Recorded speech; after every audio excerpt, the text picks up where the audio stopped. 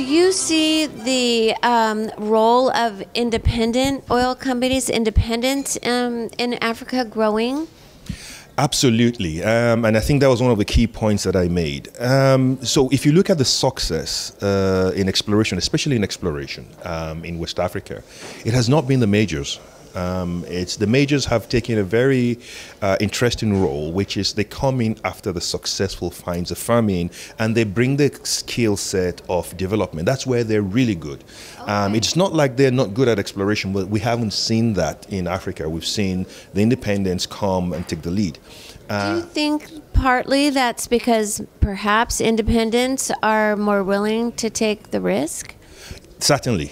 We think and it's a very interesting system because a lot of the people who are independents came with the skill sets from the majors. So it's really the same people transiting, into the independence and with funding that, specialized funding.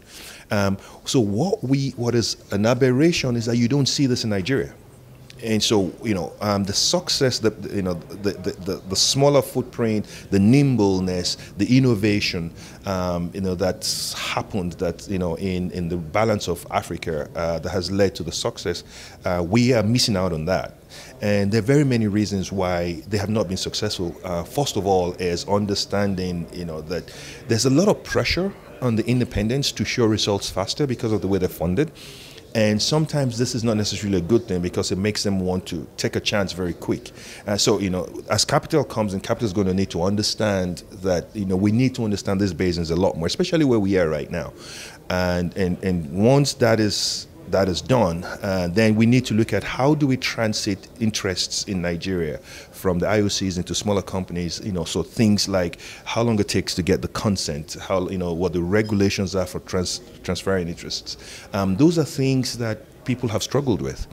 And hopefully, as the sense of competition the government begins to understand this, we'll begin to loosen these things. I mean, we don't understand why consent will take anything longer than 3 minutes. Really, it's yes or no. So why is it taking so long? Do you want to do it or you don't? So what we want to see is for us to accelerate this process, for us to make it easier, for us to make the dynamism that is necessary to change, bring new partners, bring new capital, bring new skill set. Those are the things that we want to see, and this is what's going to reinvigorate this sector.